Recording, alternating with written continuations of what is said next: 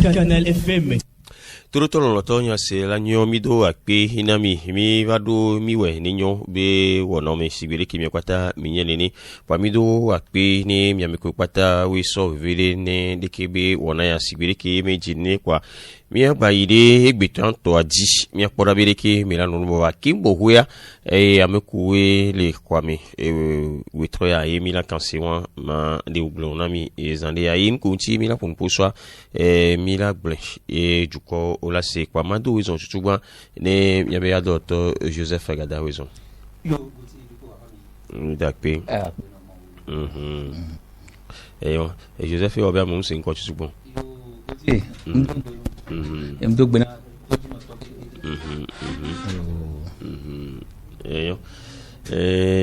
m'avait adopté Joseph Gada et les mianti be mien idée et très abe onanti bakudo amepepe et des cas mien fofo wezon yo ndo gbono gotie wezon yo mien jesiwe nyao yonambe Afrocolor Zoo.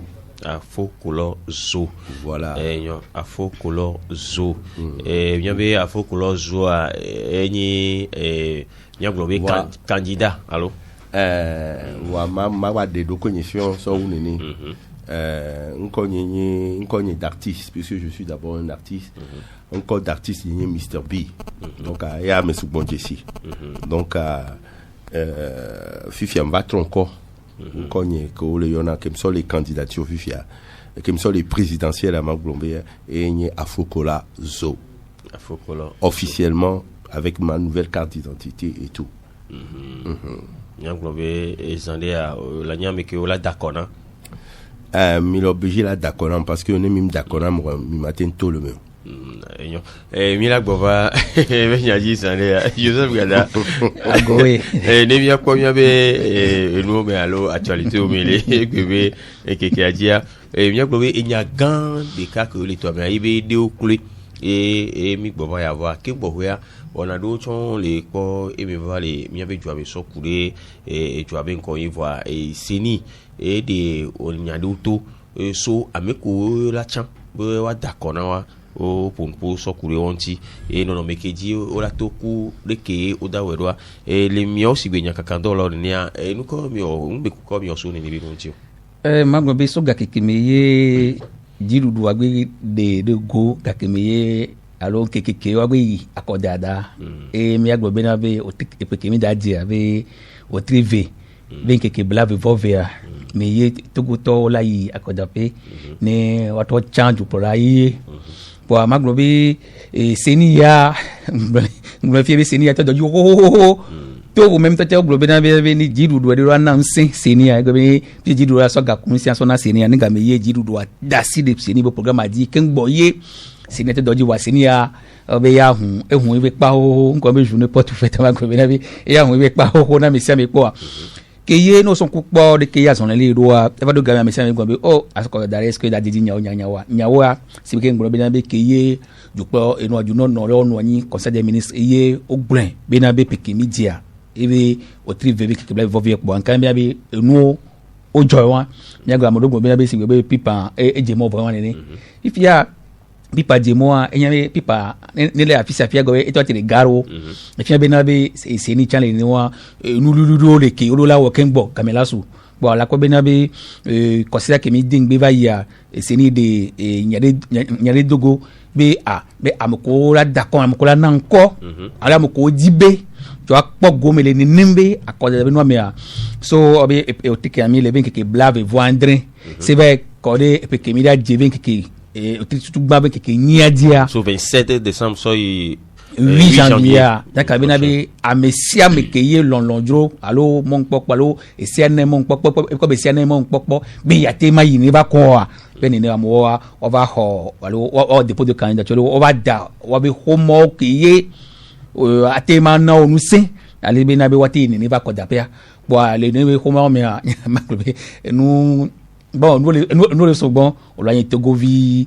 on doit no joame tout moi c'est toi le joame be no joame on me PDK king boye ni ni no là-bas ya ka obi nous ga ka ma se pe gbe wa je pe ba ni nko be caution kali go be be peji gare pe do diga ke ye su be na be wati ni va kon yo be million blave boa nya nyamasi apito Mr. Biven kumegbe magbe ni ka be na be nyang go be na be David be nya be olai élection présidentielle ani candidat ola na nkobe wa dakona yi le be du problème va kodape a 20 millions nyang po be na be e go be na be enu hué parce que les hué to chan hué ngwa hué parce que e magno parce que e go be du problème va kodape a mnyebe si on va kodape o mnyebe ntome va kodape o e go pepe melisi o e go be pepe me nyami de glorifier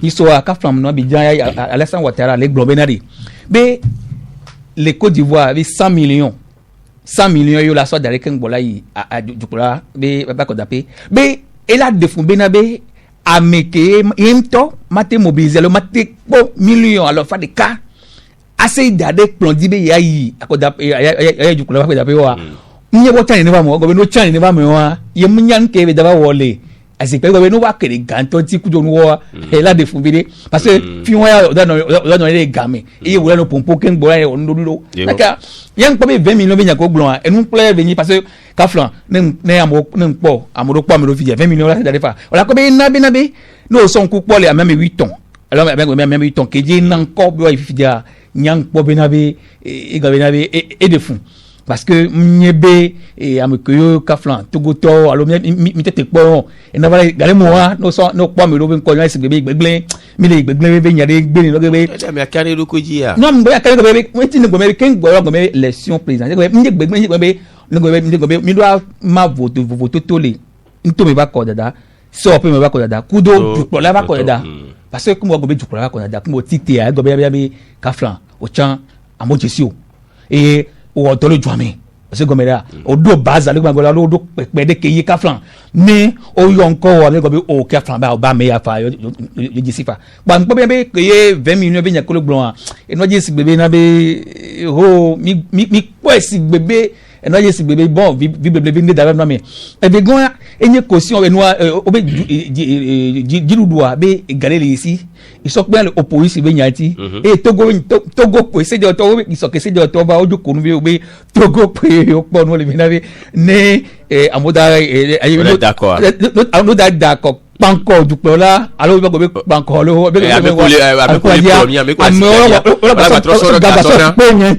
ba lu yodi to tadi be togo poye ene ne venua le kwa ba se de to jo kunu vile bo mi na be ne yo ba togo ga mo no opposition je le kunu ku go go be jo ayi be enu togo no exceptionnel no le kem le jome ko be ka enu ko mi chona le te le nya jume daga 500 millions et sous bon la mêlée bon pour le moment mi bien 8 ans les filles bon on peut tout pe wajibe on peut tout pe wa dibe wa d'accord on peut so homa parce que les situations so homa ya ku conscient la ba valider lo e do pe dibe nyawe be na be on de mon to chambe wa ba ho wa be fiche o be e même to chambe o en be fiche to chambe ho be na be ka so to chalo ni so ya te ba ko fiche ka mi pa mo to nyo yivo mi se ba mo yivo ba ho mo ke mi to te po be ne over ho mo kekere ku concessionnaire mais quand dire mais quand puisque kaka vidia amrole ke yo le force o boyi wa me pese o be nyere pe o le zin wadi o so ka le bena amrobe o la godonu mi wo be nde kula jogo daka pour moment mo keke le pom le pompoko d'ailleurs et nous tenons une élection nous gobe no ay ko da payer o be de ko bonro à mettre suspense allo aso e gobe adi cabine ba ke kase gakeme la pompo ko te a enya ni be nu o la ko be na be ka flan no po car vidie chan o chon pe pompo vie ko o la ya allo mayiwa aka me se me bon le popo le de bo a se ke ngbe be jupo la ye gbe amore zidi be bayi e la yi ku do mayiwa me ko te mi son ku dare bo ne gamia so a me ko de kemi na gbodo e go ni ma gbagblon ayi ni be so obe soke ne ba ya seni gbade homare gbade nyanya dogo be amisia me kini ba nglonko amisia me kini togo bi nglonko na ko yo dada ya ko ba isan piso wa revision wa yin so e ko ba isan kudo ko nglonko ba isan kudo ko ngba nko iso wa be so eso kini gbana yola yola kan homa le eni ko seli e pipe ale be na be ko la ku ser be ko bureau ko ba ngon ko alo fi ko ba ngon wa dana ko le ya togo bi wayi o be gbon ni be ko maji akpo be ko wa eledia ko ngon ko de ko wa li pepe alo kaflan amedo ke ongbale kono ojo ke mi nyesi pe me ton do ya o be nko gbale no dia alo kaflan amedo ke o din le famille do me ya o be nko gbale o be no dia eni mi nya o de mi pon ni bi nko wa nya de go biso inu ase ni to wa mo no fun na ka be go bo me gbe no ba kudo prove e go gbale kudo gasi didi be ame yang gbale hihi ame o e to ngo de mi e mi aso ibe fe pa alo mi aso ibe nuwo ase ba fion nyawo ale be ni neva mo wa te dole e mi go be fichier po wa de nkola no me po a nkan be enyawo hia be mi do akọ to ejina jume bi pa se ni nko je se be ga mi ba sunu abo mo no go be yo npo yo be nkole no ale akota pe be fi ko da yo npo nkolo be yo be npo nkole kaka basadi amoro ka mo go be yo la jide go yo npo nkole ke sige bagida ni na ka ehia bia me se me ba izirika ne obe so e me se ba izirika ale be ni be wa tan jume vive do miawe ale be na be ne ga me ba so ni mi geje 22 février me amling baba no aben baba indika me voa e la gbe obe na be yem bo be nko e fifi tukada gba joku do nuwa nkan be ni Mathieu Popovilia ke Mathieu bla pe won e yom do apelo Joseph Gada e nemi trogbo va fokolo zodia e Joseph Leglon e akobi nya fifi kudo ameko la so wa ko na bi wa dakona yo nyochan mi lo ami if ya de afokolo zo ade e me amo disi mi tuju aye e hakai mi so le akoda pe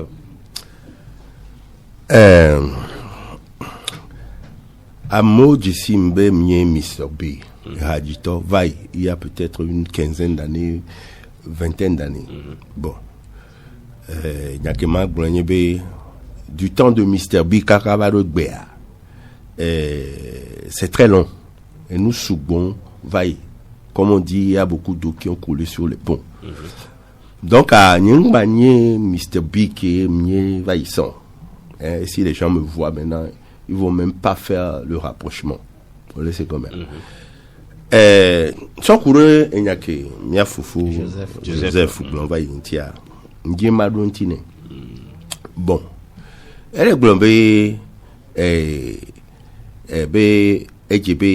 à Meko, là, présidentiel, là, Gomedo, la Noasi.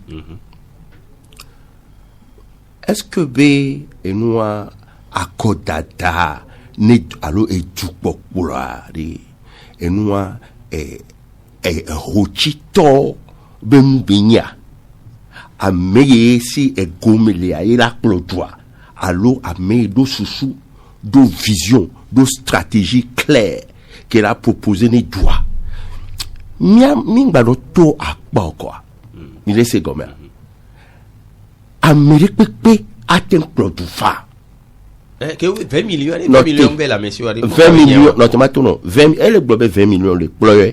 On a, Gauthier, le fou, fiaré, on a été dans le gourmet à des 20 millions, toi. On y a, on va cadrer, et nous que les joueurs, ma ton ami, parce que, quel est joueur? Combien ils sont, un noir, poste privilégié, Béni Bessinabe, n'a mais amdo pépin. Et gamme le goumeno matin projo. Ora, depuis 51 millénaires, à mes pintons, dit qu'au milieu d'assir au voix. On télé au droit. Nous devons télé au droit, mais ma papoto, à nos dénigré gouvernement. À mes pintons, mais à mes alliés, à mes amis professeurs, le fierique, et ni scientifique, dans, et galé, si coton, et la projo. Mais on se met la projo. Mouidatim batin projo. Parce que, à même l'idée, une stratégie, il n'a pas de programme, il n'a rien. À mes exploratoire, à mes vision, à mes charisme, à mes latin pompone du quoi la tassiridia, à mes exploratoire. Ne jugez pas les gens, on dit que la Bible ne fait pas le moine. Vous laissez la Bible ne fait pas le moine. On l'a pas moine, il fait pas ou là, c'est quelqu'un qui est là sur nous, là, hier, moine, en toi, il va de goya. Vous laissez comme ça. Oh, la moine, toi, rien, vaut rien. Vous laissez comme ça. Donc, ni ba no to akpana no kwa mi le to akpana su jeu gbogbo e na be ni be no le jo egbe Donc, ne jugez pas les gens par rapport à leur apparence ou bien par rapport à leur qualification professionnelle. Ou bien,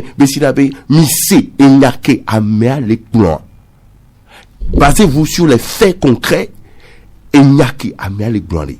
Le kebele tuna miberi, yeratin beaucoup de et joie tout les mari. Mise nyawa et nyawa yemila soso odo. Mimbaro bombe sinabe amea gamlesio et kunamo et kunakeke. Non. On a vu des gens comme Lech Walesa qui étaient par exemple des ouvriers qui travaillaient dans les mines qui sont devenus présidents. Et ils ont conduit leur pays jusqu'à un certain niveau avant qu'on borwe à me bouva kwesofun sosoyi. Donc allez, mingbabe sinabe mistevia et djihava chéri kokona yova ikwa matenge président. Non, c'est faux. Nya senyake master bibe le bon. Yebe programme de développement que be sova mise ni nya kanti poberi. Ah, ame Antoine nya katutu bombelo.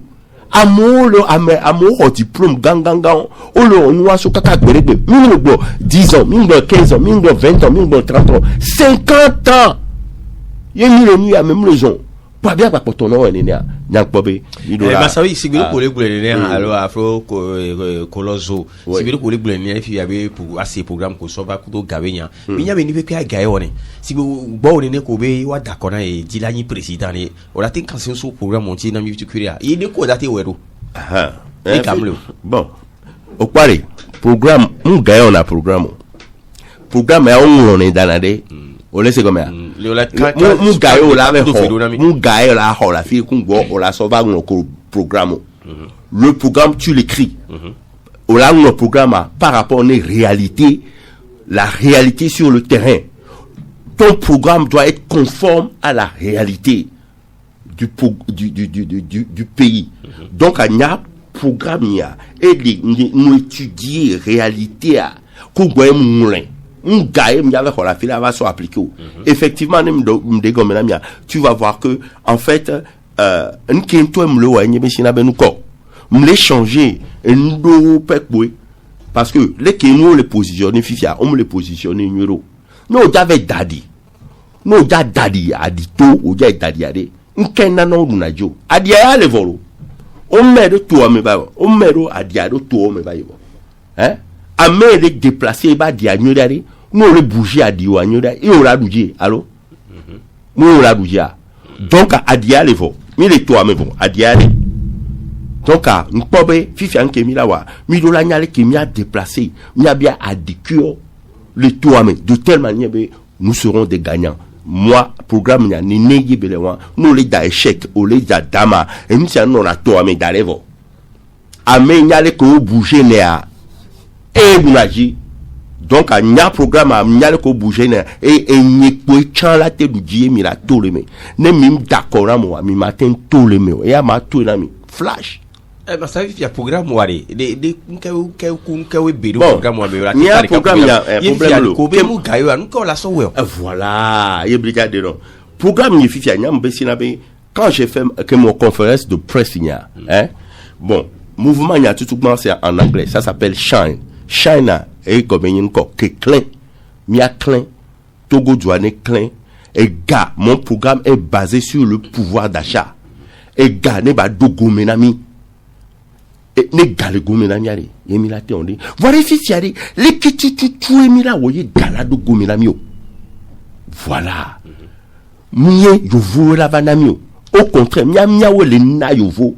Les kemi la woye bisi mia ne be ga ma ba te yovo bo sugbon. Yebe yebe se agavia vile la chimia tomia be gomele fia ne be programme im sova. Donc à part de kukuna togo tobere on est un programme bon premièrement programme il y a par exemple il y a contenu de biographie il y a mi gba ivo et nous premier pilier que n'y problème le Togo anamia et n'y mau bakudo hose hao mau ku hose hawari oho et nous te peut garder le miaba tellement bé mission nous que ça va garder côté founoa beri inde le omia mau wala nami alo chochio wala nami et ya et là c'est complètement faux. Mitramon, le côté mais Mitramon, il va falloir Midola trouver un peu de mia didi et nous place gawa te fait que maokudo religion ko le mia didi va comme vide ma on to bela be sira be no yo y la fide a fide pepe yo ya to na we si tia o so ma o so onde pepe church o so onde pepe o to fie cha church e be ni be e gakwe amu o le wonini nsi ankwa to zuga mais ma o so le oga religion a so zuga mais c'est pas bon. Ora, on a besoin de le prêcher les church mais c'est très dangereux. Wa ben yak pasteur et bible ben yak et blena tak bonami. C'est-à-dire ma ton ami, même les seigneurs tu perds toute crédibilité. Il y a des programmes wada au côté voilà. Nyambo lanto abeli ameyo va logajo les compétents bo alomia church ba onora tout faire. D'accord. On l'a trop tué. Pasteur yo filé fienti. So kaka gbere viva so le gbere. Odo la trop hoga on le asia trop mana et nous fidèle parce que c'est du vol. Le Vatican doit aussi payer une part parce que gaki ki au journal Africa et ina ebe apaga toi rombida le Vatican bo et fier Vatican bo galo. Fier dans le port. Et gaon qui on l'a tout trouvé Africa. Et il y a tout sur tout Africa. Il faut pas rigoler. Le temps de la plaisanterie fait fin de gamari. Et va y quoi? Et je vais Africa de la cité. Mi de la cité. On coume barnami. Mi tati maou. Bakudo religion d'un côté. Et nous les jolly. Et nous les jolly Africa. Et les grave. C'est très grave. Donc à Medou la vala. Toi compte moi dit ça suffit. Et à Méouane. Et n'y de quoi. Bon. Et il y a quelqu'un qui m'a dit, par exemple, nous avons des programmes, l'État, c'est quoi l'État? Togo République, donc, j'ai pensé que, il doit être trop, Togo en tant que et une structure. C'est-à-dire que, Togo structure, on est une république avec un seul président. Le président est capable de gouverner dans le pays. Donc, nous avons pas fait une Mido et nous région amaton économique le Togo a me vovomi a me le dapang que vous dava manigma on mero et nous coton on met de telle manière ou wato abe profit boy wato au commerce yenti on ma Togo on manigma Afrique banigma on met le bolobo normalement on la met en latitude on va mettre en longitude. Ora et nous mitovo n'y a pas de nous tovo donc à n'y a pas de odo mevo chavo nkemi là n'y a pas de dans ce cas précis nkemi là on va plutôt faire une forme de fédération c'est-à-dire du corne bon bois m'yebe sinabe américain au mignon on laisse ya kemele goma amesiame latin anayebe et nous région a une conférence. Par exemple, comme 5 régions économiques et les miasia, mais là sont 5 régions économiques qu'on a, à so et nous le canton, c'est-à-dire des noirs, on la noa de Kossi. Nous missions par exemple région de la Savane et région de la Savane et le de Kossi, région de la Cara, le de Kossi, région des plateaux, le de Kossi, région des centrales, le de Kossi, région maritime, le de Kossi. Donc, nous, région qui a, on la tient, et nous, du coq, on a des cas. Du coq, on a des cas. Donc, comme 5 régions, du coq, on a Amato, il est dans Togo. Si c'est du coq, on laisse le président, on a un président. Fifia, on a un noir américain pour là donc elle a un président le roi maton domé et là non le couple il par exemple une conférence de Joe bobo de Joe les par exemple you voudez allo America allo Asie you ba medene ya America pour la ti bon quel est déjà Fifia America là un président pour 2 ans C'est-à-dire, il y a des régions maritimes et il y a des présidents, par exemple, 2 ans. Les 2 ans, va y quoi? Et il y a pas région des plateaux, là, va y 2 ans.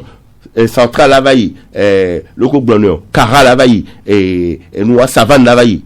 Elle est 10 ans. Puisque, à me gouverneur, à ma ton, au tient pour 10 ans. Donc, à 10 ans, là, on va, Américain, là, on est président, là, de mes 2 ans. Voilà quelqu'un président, donc, à moi, ouais, les gars, et nous, ministère, ma ministère, non, Américain, au ministère de la défense, Américain, au ministère, non, vous, le ministère, à ma ton, et Américain, maintenant, à ma ton, donc, à ouais, politique, yo, dans appliquer les territoires, à voix, et, nous les appliquer les territoires à Dia, ça veut dire aussi décentralisation du pouvoir les fonds on les sait comme ça amener matin so Cara physique bois abe et javanye directeur les régions maritimes on les sait comme ça le possible donc les fonds pas mais on coume pokpo benwa ko la be onye noa oso Cara quoi allo oso savane quoi evo no vieux là va poste les fiers kotoa et nous qui qu'on noter et nous souvent noter les goame donc on a un problème n'ayez pas mis développer et doit pas région premièrement région qu'on les désavantagés qu'on les pauvres au capital là le méconnaît et du gain donc et du gain le méconnaît ora mi kaka mi karo point qui a mot on a gbele funu mi voler le méfier amour ba gbenono le funu et c'est toi mais c'est très dur donc carré et nous qui camilo la pogbo donc moi je propose qu'on gouverne que le Togo ne soit plus une république, mais une forme de fédération ou de confédération, du corps, région, ou autonome. À Messia, maintenant, se développer selon ses coutumes, ses traditions, voire bien quelqu'un, il n'y a pas de tout. Les gens qui ont le mekaka, et nous, on est là, il y a pas que, et voilà, là, il cause le cas là.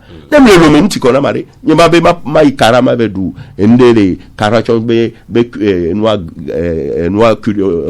wa denu pour abele ki ba mai sokone mabe madu sokone wa mnige mano lo me kwa mabe mli aka mati mai tout ma froid donc à pays ko le monde ko un pays ko yin quoi sur le plan disons humain et de développement pays wa et wa ni nation Suisse par exemple ne nous on a Némisson, Danemark, Norvège, Suède, à magnifique et à Bekoko, mais qualité les égales à Moussida. Du coup, quelqu'un n'est non, on a besoin, et même États-Unis, n'est n'est léwa. Donc, à mi doit changer, il y a des stratégies, et yo, Masabi, mi karibe mi matin, ou programme pataille au Fogakia, et nous, pata la veille, mais il y avait, si vous voulez que Joseph Blonzani a égard, bien, nous, pata, nous, président Kimbo la voilà Odolani Amérique au Homa au so et au ni candidat tout à fait mi le CV c'est ni démon be mi ba Homa o te hoto a nyam ve hoto nyego Homa e so mi mbe ho voi invest ho mu maswa npo be close do le noa me a les dons à monsieur Miaoji Neno Sigbedeko parce que par exemple là s'il avait à partir du 18 et mi vers noir au même ya so au manque qui va plus tard le 8 et puis il y a le 8 mois au même là de 2000 signatures dans toutes les préfectures sur tout le territoire ça veut dire c'est les miam aussi moyen mouloa comment nous allons faire donc nous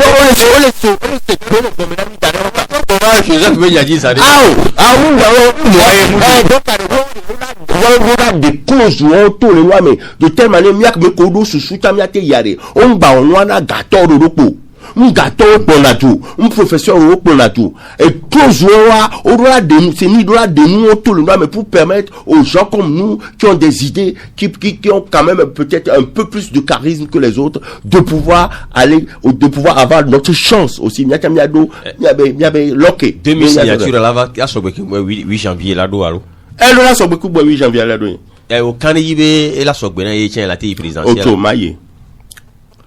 Maille, la Sogbena. Autrement, m'dolaye. M'dolaye parce que Djoumé Benye, Djoua Kancha, Ojesim Sokaka Gberik, Mbana Dounyeme Fie. Tous les temps. Moi, j'ai vu, non, je votais pendant plus de 30 ans. Hein? Blaton. Je m'en voté. Hein? Mbana Dounyeme Fie, tu veux, ma va wonde.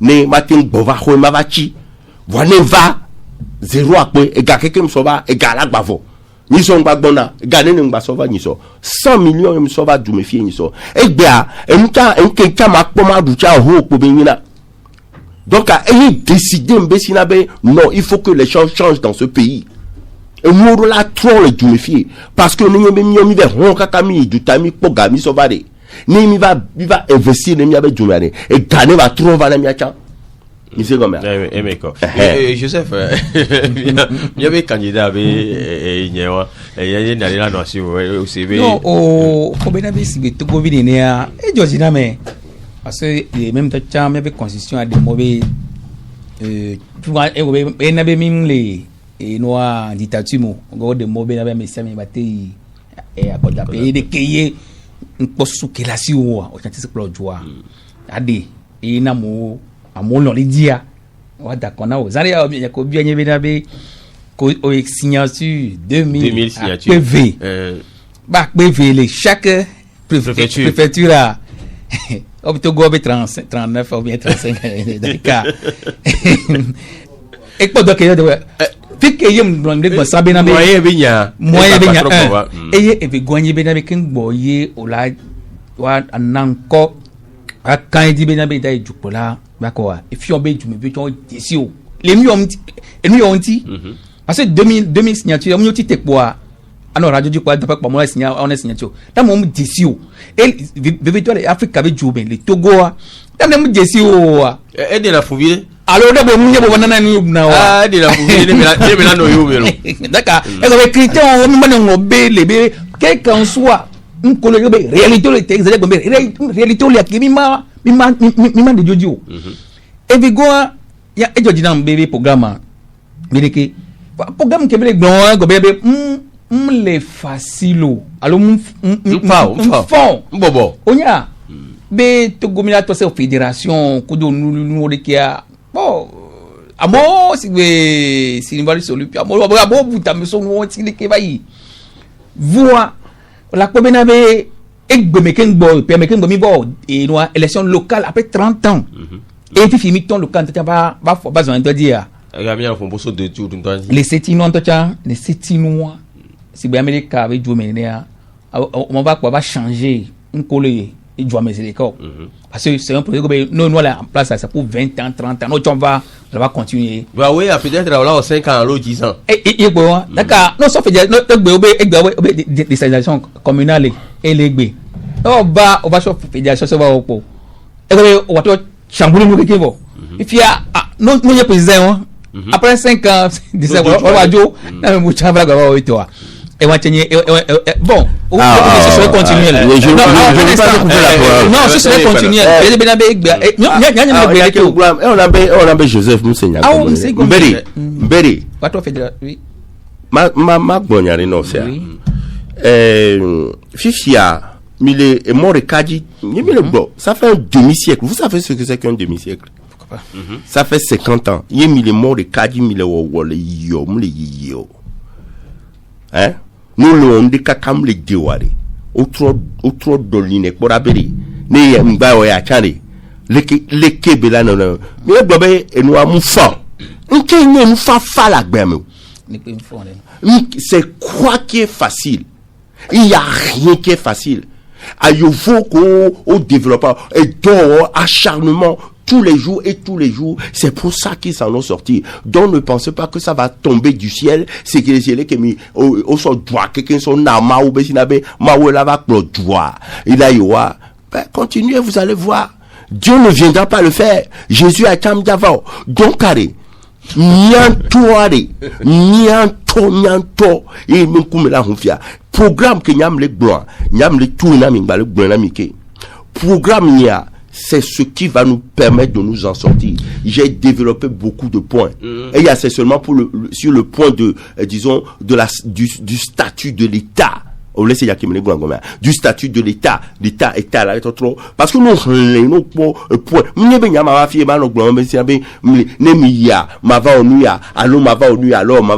Non, tout est écrit là. Et 5 régions et doit sortir fédération ou bien confédération. Qu'est-ce qui nous empêche de le faire? On a déjà 5 régions économiques. C'est ça que je dis. Moi, je n'ai fait que bouger les pions, déplacer nos points.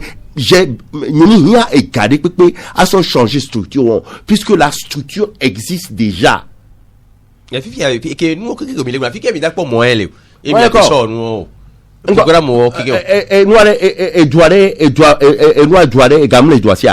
Gamle Togo be doisia e gagné o be ba so ya non e be gori fiem jak pogalo se be we o se be nya ma be dasi gomela so ba we fiem jak pogalo to gori to gamle sia Joseph kwa toba watala vinyo jibi no gamle sia o mateba oui parce que non il a raison non c'est pas des gamle sia o mateba il a dit du président adje okwe bena de nya il faut être clair zani un exemple ma donner Chine tient exemple ne ko boani président Chine on m'a tité bola bani président de parce que roi to étape blanya togolo c'est-à-dire mité blombe bombe be abia makolo projo abi o mto étape do mais problème no balegbe anya bina bi les problèmes no le surtout problème de développement la base que mi de bon egbalé alou no inégalité balegbe a mi egblon parce que déjà nous devait dossier ni sur egblon bina maman nous egbalé si gomedia parce que on a dit bazo egombe les diomea on doit par exemple au moins on be maire on a commencé par fini egombe o desi e diomebe problème ko le dioti ko dio le fin voir là-bas député avanya cédé nyoku do nu ko dio le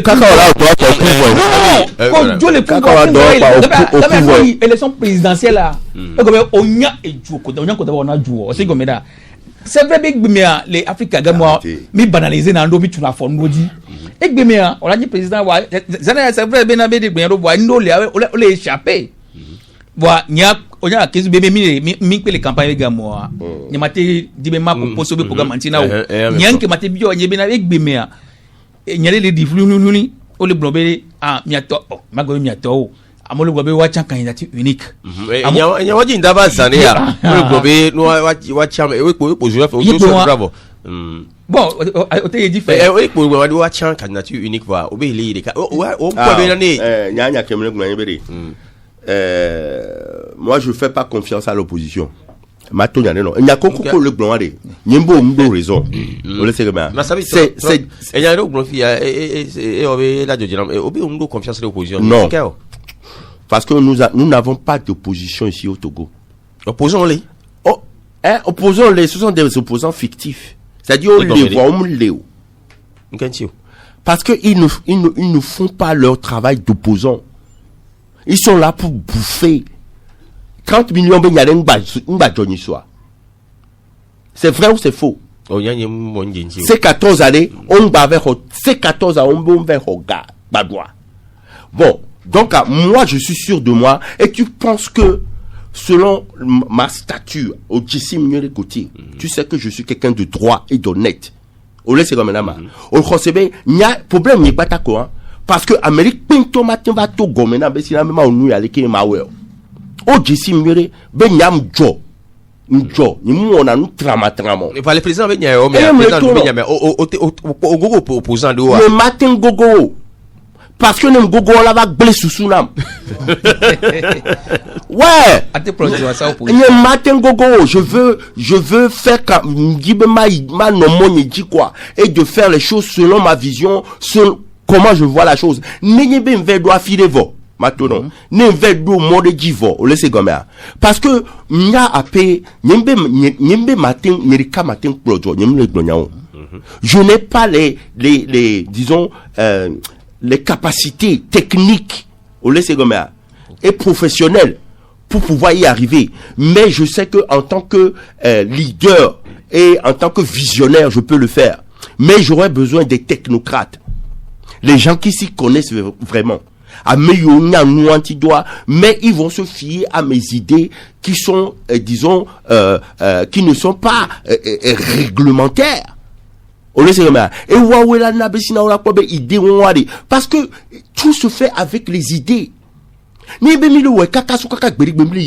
C'est pas que à mes collègues doigts même comme au latin pour le doigt, au matin pour le doigt, à balai parce que quand tu vas faire des grandes écoles et que tu as par exemple des grands diplômes, qu'est-ce qui se passe? Après cerveau, après une popo noir et les canaliser et nous dire oui il voter au France avec plan les yovo bo son noir sauve Afrique va appliquer matin marché. Parce que ici, ce sont pas les Français, ce sont les Africains. Au moins, toi, on couvre à pont que les gens, réalité qu'un des terrains, les quoi, mais on le dos, il y a un petit noir, le zondo. On a Suède, Kudo. Voilà. Vous voir des structures d'État. Eh bien, on va réussir. Et non, il a qu'un son. Et non, il a qu'un son.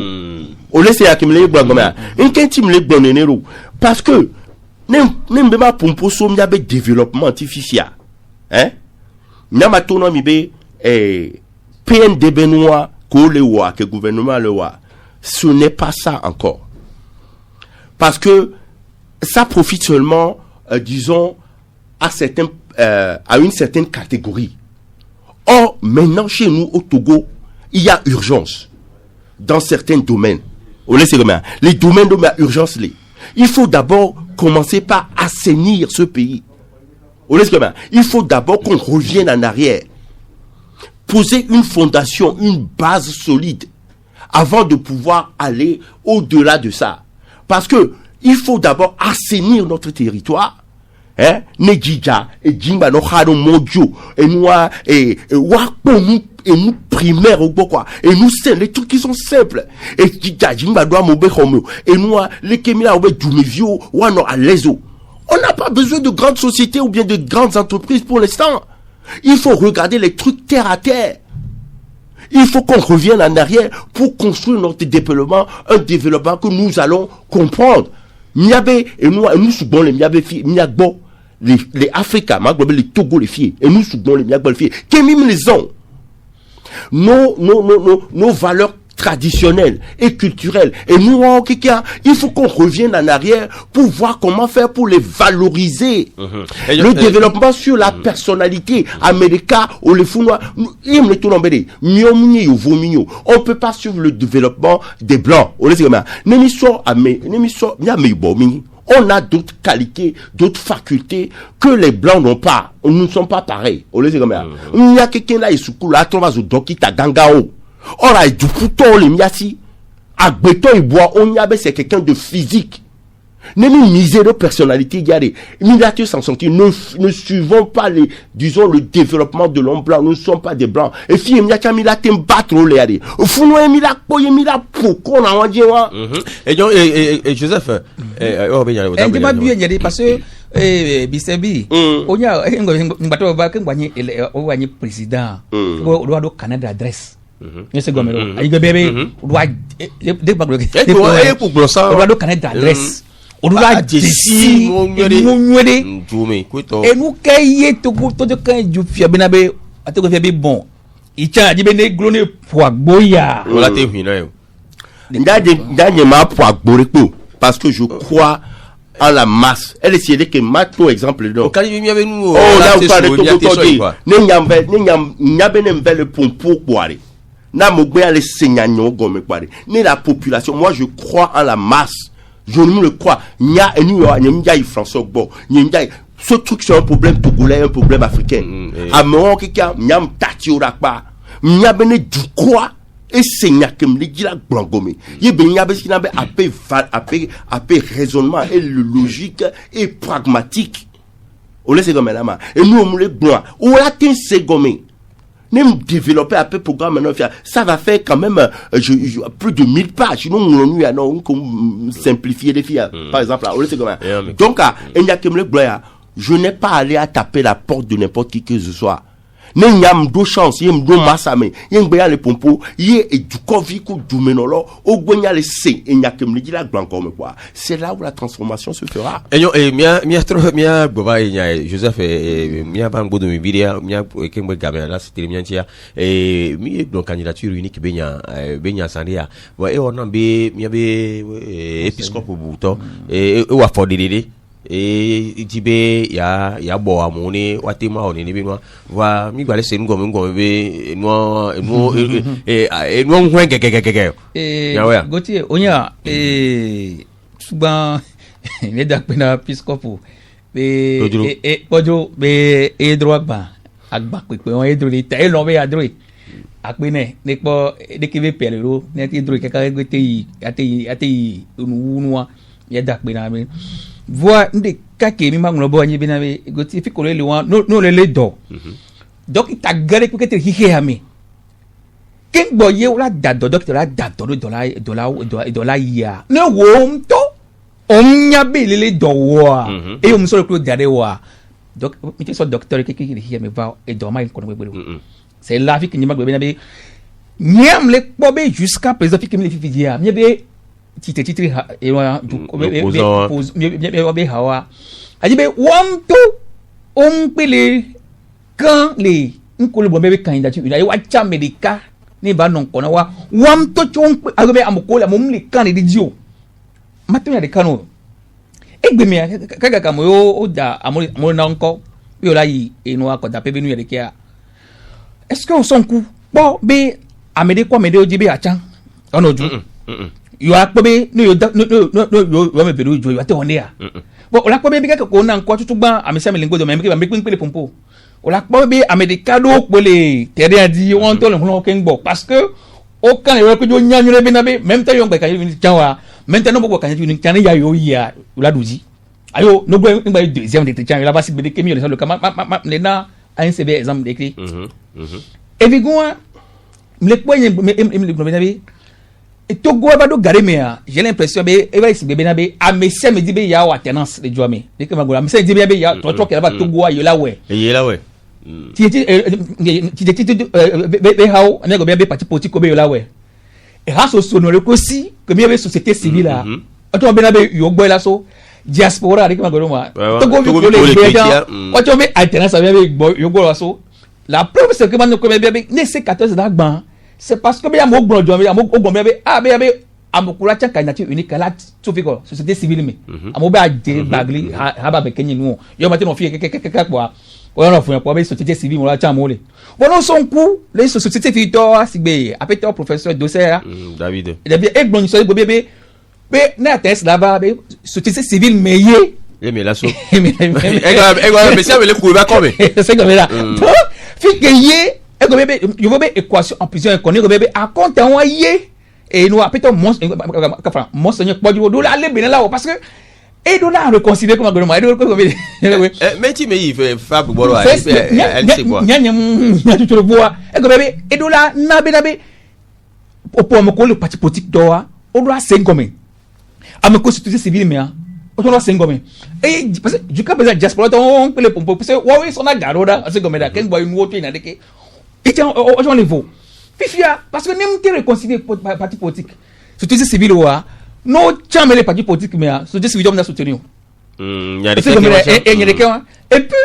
et que les bénéficiaires surtout si civil, Kenya, les Sétinoniens, ou doit no Ghana, parti politique bénéficiaire. Ou doit nommer, ou doit no politique, élection, et bien tomber, il y a eu, il y a eu, politique avec confinement.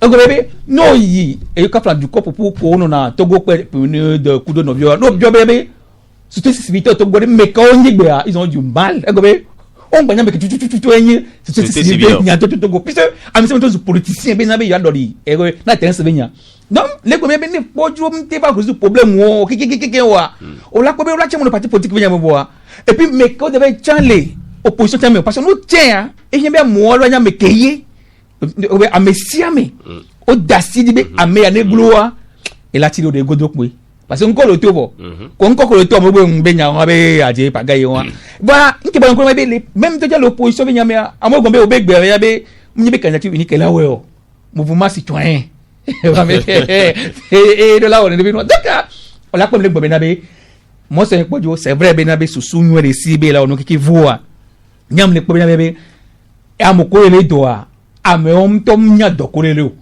et yeng benabe moi c'est pas là on qui la noa on benabe l'état et les états généraux de l'opposition et là ouais parce que gabe ne wakpa to mu noju yo sengo be fike yo dere yo ka fa yo gbangban pe ya fi ya yin tepe fo na yo a ta su be na be mi la o la gbogbo kaka wa o la bo chamele ka wa o la ko be na be o pon ke jo leçon locale amro noju oyi se katekuro yi voix no so et no ANC kene ya ANC magwe parti politique ka boa ele deux magwe le deuxième boa que ye viva o viva donc egbia parti wan se le sibe egobe même temps ko le bonke ko le bonke be kanti o donc ko nwede be ken gbaye ANC la tole c'est c'est parce que le bonke wa da me Jean-Pierre Fabre eye pour na mpo adibe na be no gban ya la be ne mu dasidi wa normal yo ko donc egbemia nyam le ko be na be edu no wa le no wa domo c'est vrai be mo sonye le ri ele wa gbode kadeka wa ka be chajo le ye le 22 années pour Migado à peine 2 mois pour Mido mettez ici mettez élection là on a une candidature unique on la va pompo on la va y jouer pompo et be mettez no bébé même tant que be mobilisation de l'argent à ce donc bébé to go vio tina to va dana consent est-ce égaso yina est-ce opposition ka flaga mais il c'est le journée mais un c'est kuno bien le journée est-ce que bébé on y a milliard ken go to passant to va dana quoi c'est-à-dire que nous sommes dans l'amour aussi comme là. Aujourd'hui, on a l'impression bien il faut mobiliser on doit sortir 7 milliards. Ava on nous pas taper dans ken boye non. Il y a des petits gouvernements qui disent que on d'accord. Et il y a un nomité de ce problème moi.